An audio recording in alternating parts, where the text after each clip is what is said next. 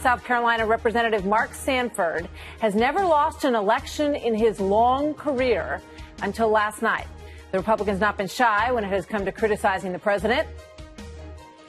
If he would just shut up, quit attacking. I don't work for him. I work for about 750,000 people here in the 1st Congressional District. One of the things I've heard in interviews about Trump is like he's not sorry for anything. I think that's a profound mistake.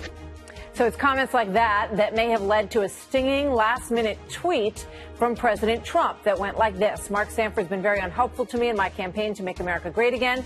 He is MIA and nothing but trouble. He is better off in Argentina. I fully endorse Katie Arrington for Congress in South Carolina, a state I love. She's tough on crime. We'll continue to fight our fight to lower taxes. Vote Katie, said the president. Sanford's opponent, Katie Arrington, also went after him in ads like this. I'm running for Congress to get things done, not to go on CNN to bash President Trump. But it's time for Mark Sanford to take a hike, for real this time. So last night, before the final votes were counted, Mark Sanford was fearing the worst. It's fairly unusual for a president to tweet in a congressional race. I'm neither for nor against Trump.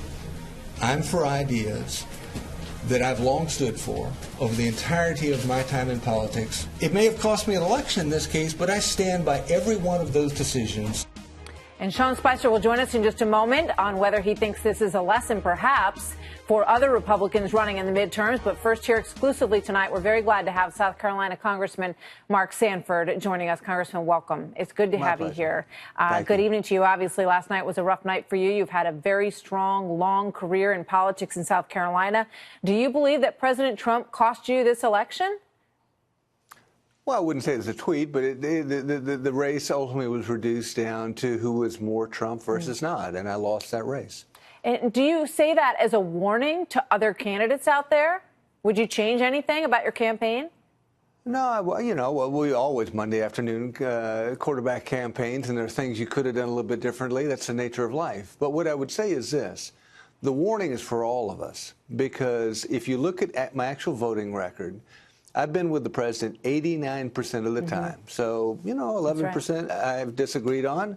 But I love my brothers and sisters. Doesn't mean I agree with them on 100% of the time. And so I think it's important for all of us to stop and say, wait a minute, we have an institution that was set up by the Founding Fathers where in vigorous dissent, disagreement was part of what they set up. They wanted it to be a legislative body, at times to be a check on the executive branch, and vice versa. And if we lose that, if simply the litmus test of our elections is who is 100% in allegiance with somebody else, I think we will have lost an awfully important part of what makes our country special and unique based on the Founding Fathers' design. Do you think it was wrong for him to do that, to put that tweet out there, to get involved in the primary at that late moment? It's America. Everybody's going to do what they're going to do, and the president certainly has his prerogative to do what he wants to do on that front. But again, the issue is, do we want to have litmus tests and allegiance tests in running for office? Or do we say, look, if you're with me 90% of the time, in essence, you're with me, and because I voted for every single agenda item that he has laid out. But if that's the case, Congressman, shouldn't maybe the reverse is also true? If you're agreeing so much with the things that he's putting out there and you're voting with him 90% of the time, why go on TV and bash him if you feel like generally he's moving in the direction you want to go?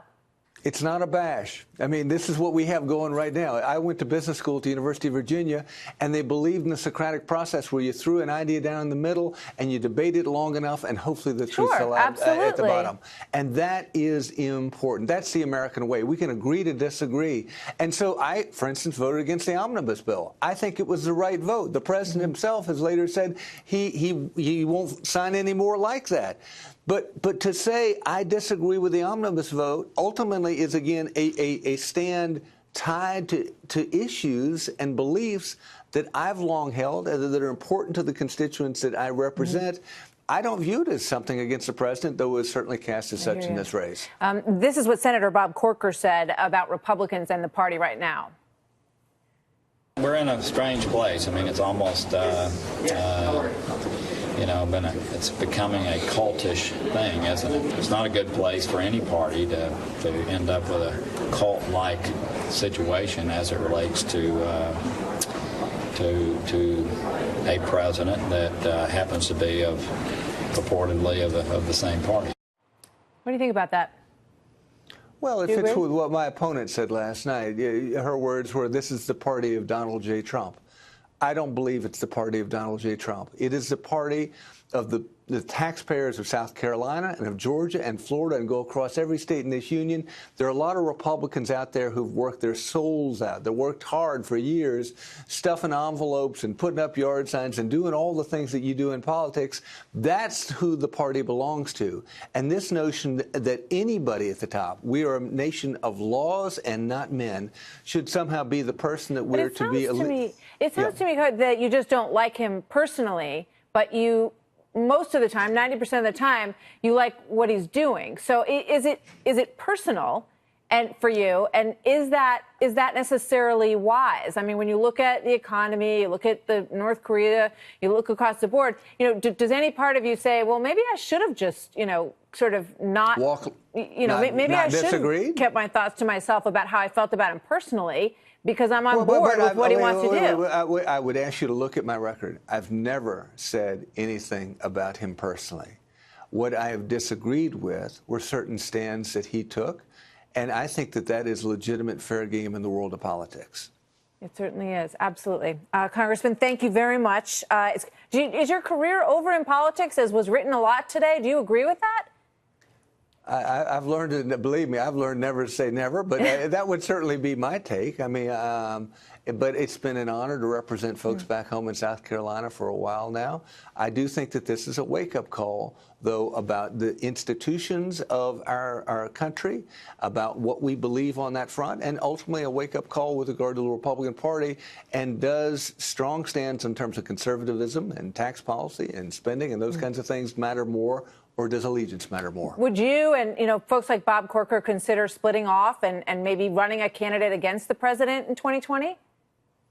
No, I'm a day out of my election. I'm going to focus on making a living, all those basics of life. So you're getting way ahead of me, Martha. Understood. All right, sir. I appreciate it. Thank you very much. Good to have you here tonight.